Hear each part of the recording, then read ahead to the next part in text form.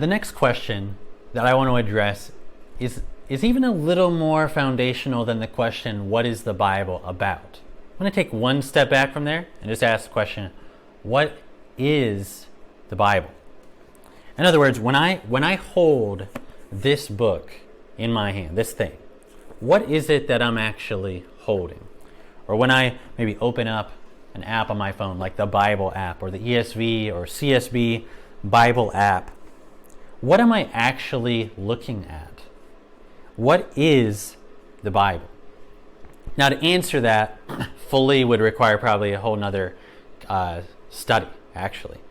But I just want to make three basic claims about what the Bible is. My goal right now isn't really to prove all of these claims, but rather kind of lay it out on the table. Here are the three basic claims I would make about the Bible that will shape how we approach it in this study. But then I want to make the claim, but not just that, but I want us to think, okay, if that's true, if that is a valid claim, then what? Like, how does that, or how should that affect how I read the Bible or how I respond to the Bible when I read it? So let's take the first claim. My first claim is that the Bible is a book. Or more specifically, the Bible is literature. Now, to be clear, the Bible is more than a piece of literature. But it's not less than that. The Bible is a well-written piece of literature. And most people would agree with that. But here's what we need to think about. If that's true, that the Bible is a piece of literature, then what? How should that affect how I approach the Bible or how I read the Bible? What could I expect to be in the Bible if it is actually a good piece of literature? For example, when we open the first pages of the Bible and we read, "In the beginning, God created the heavens and the earth." Whether you're a big reader or not, I imagine you can tell from that single line that this is the beginning of a story. If that's the case, what would you expect to be in any story that you read? Whether it's The Lord of the Rings or Pride and Prejudice or David Copperfield, what would you expect to be in any good piece of literature? I think we would say, well, there'd be things like characters in the story, right? Some of those characters would be good, some would be not so good. Some of them will probably change, some of them probably won't change. Some are going to be really important and central to the story, and others will just kind of be on the outside. Some of them I'll probably like, and some of them I'll probably not like. There won't just be characters, though. What else will there be? There's going to be plot. In other words, the story is going to actually have a point. It's going to be going somewhere. Maybe you've read a book or watched a movie and you felt like at the end there was no plot. There was no direction to the story, and you probably didn't like it, because every good piece of literature has a plot. There's going to be things like tension or suspense in a good story. I mean, what's a good story without some tension? Without times when you don't know how things are going to be resolved, when you feel a little bit of angst about what you're reading or watching? I mean, what's a good story without some places that are written so well that you actually have to stay up a little longer than you intended because you want to find out what happens next? In good stories, there's going to be all that kind of stuff. There'll be climactic moments, and there'll be humor and emotion, and there'll be narrators who tell the story, and there's going to be characters who dialogue with each other. There's going to be foreshadowing in a good story, like where there's sort of hints about things that are going to show up later in the story, especially if you ever read mystery novels, things like that, or watch shows like that, like Sherlock Holmes, if you read stuff like that. So whenever we start watching a movie, or whenever we pick up a book and we read that first line and we realize we're reading a good story, we bring all sorts of expectations to that piece of literature. Why? Because we have read or watched a lot of stories. and we know what makes for a good story, even if we've never expressed it, never been forced to articulate what it is.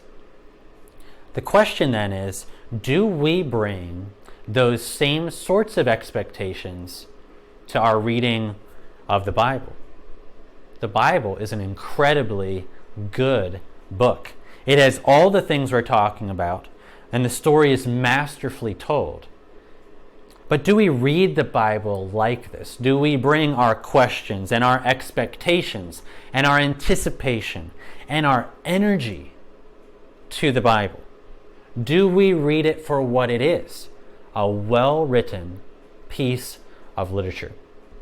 Second claim, if the first one is the Bible is a book, the second claim is that the Bible is one book. Now that's the most foundational claim probably for this study. The story of Scripture, it's a claim that the Bible is one unified book with one overarching, unifying story. Now in our upcoming talks, I hope to demonstrate that this claim is valid. But the first thing that I want to do right now is I just want to make sure you understand what I'm claiming. By claiming that the Bible is one book, I'm certainly not denying that the Bible is a collection of 66 different books. I'm simply claiming that it's also correct to say that the Bible is ultimately one book. Now, it might be helpful to compare opening up our Bibles with its 66 books to going maybe to your local library and selecting 66 books that are right next to each other in the same section on the library shelves. I want you to think, is the Bible and its 66 books like those 66 books sitting next to each other on the library shelves? Now, if you looked at the ones in the library, I do imagine we would find many similar things in those 66 books since they're all in the same section. They'd probably be about the same general topic. Yet even though those books may all be about history or may all be about science or language or technology, I'm confident that what we would find in those 66 books is nothing like what we find when we read the Bible. See, those books on the library shelves would have different authors, different worldviews, different goals, and much more. And maybe most importantly, those 66 books would not be telling any sort of single unified story. In fact, there would be no story at all to those 66 books. And the Bible is not like that at all. The Bible, from beginning to end, from creation to the new creation, from Eden to the new Jerusalem, builds on the first few chapters of Genesis and drives all the way through the pages of Scripture to its conclusion in Revelation, when God restores all things to the way they used to be. And another helpful way that I found to compare the privilege it is really to be reading the Bible and the way to grasp the beauty and unity of the Bible is just to compare it with the sacred books from other religions. I'm not going to go into detail on this, but if you would compare the Bible on this point of it having a unified story, you would find it to be incredibly beautiful and so different than the sacred books of other religions. But for now, if this is true, that the Bible is ultimately one book, what does that mean for how we should read and approach the Bible? Okay, at minimum, we have to get familiar with the main storyline of the Bible.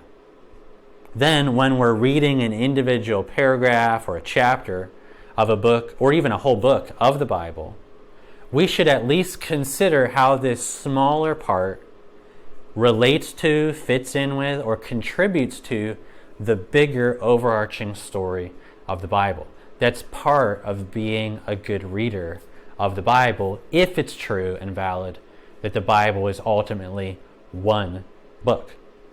Now, the last claim is this, that the Bible is unique. So with the first two claims, I've kind of tried to highlight the Bible's similarity to other books.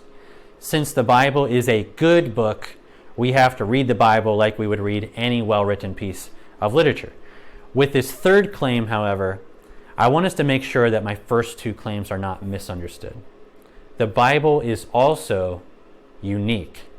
To put that another way, there is no other book in existence like the Bible. So as such, we can't just approach the Bible as simply any other book out there. But what does this different approach look like? And how exactly is the Bible distinct from every other book that you've read? Now, more things could be mentioned in this, but here's just 4 ways that the Bible is unique, and just a little bit about how that demands that we approach it in a different way.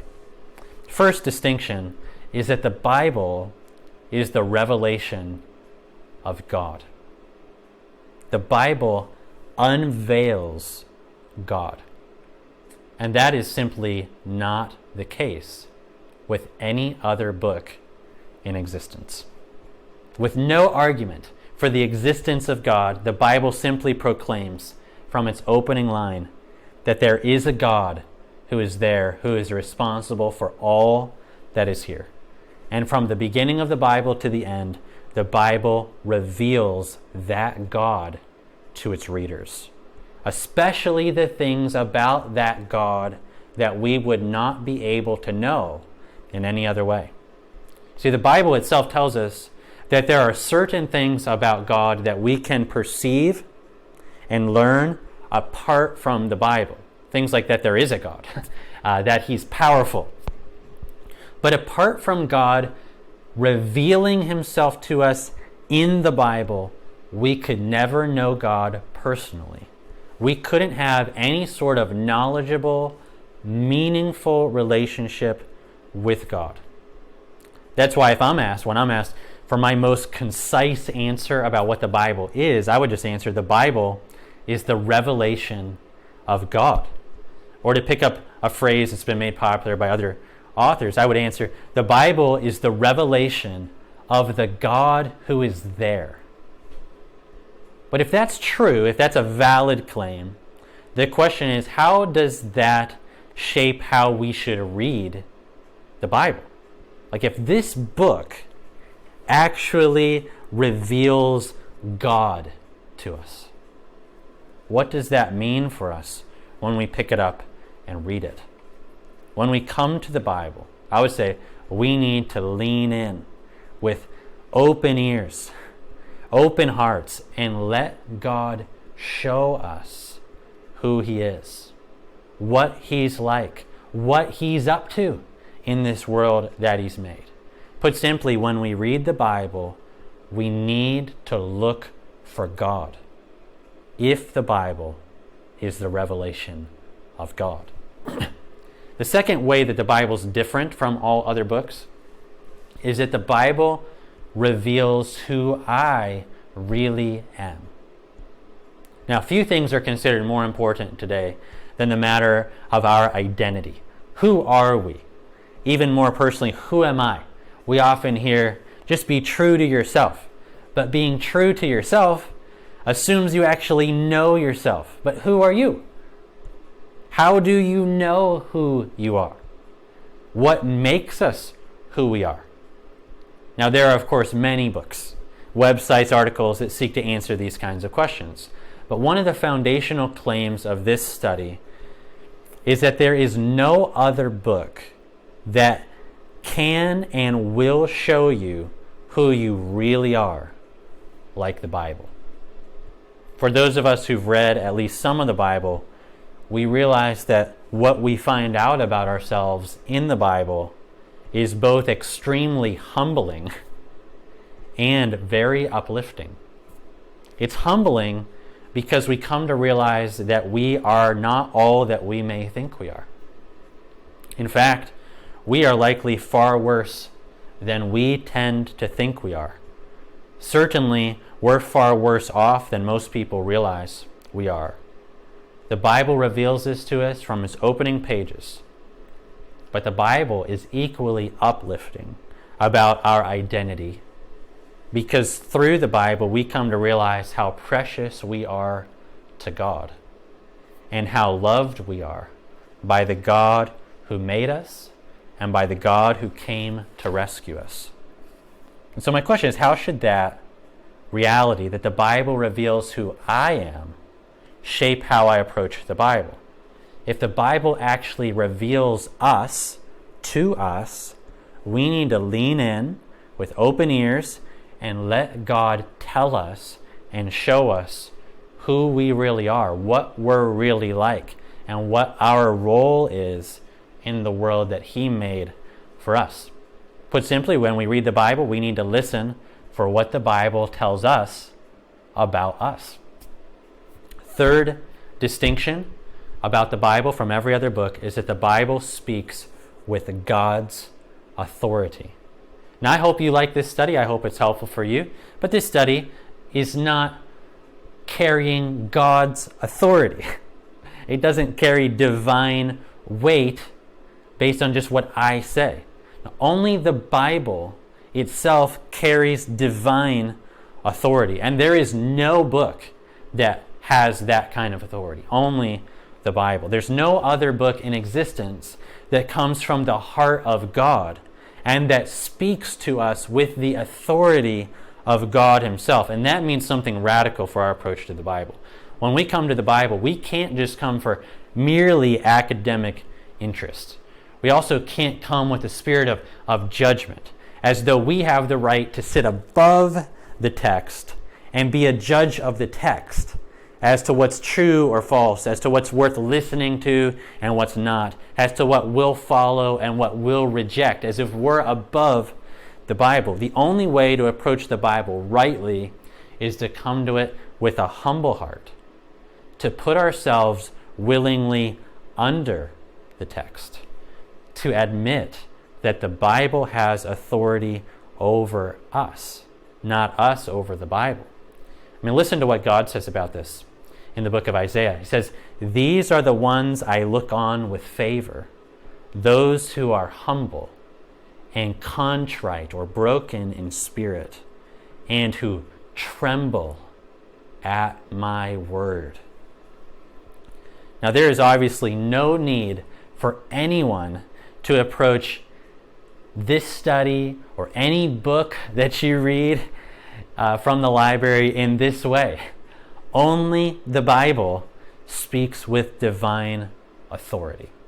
And the last distinction is that the Bible can change the human heart. Books are powerful. Books can stir our emotions, capture our imaginations, change our thinking even to some degree, and even move us to do things we never would have done before. If books couldn't change anything, why would anyone write them? Why would anyone read them?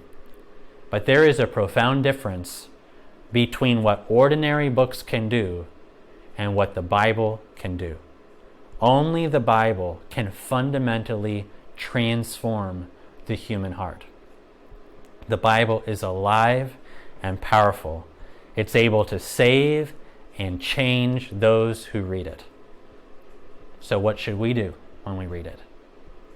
To use some language of Scripture, I might say, as a newborn baby longs for milk, we ought to long for the Bible.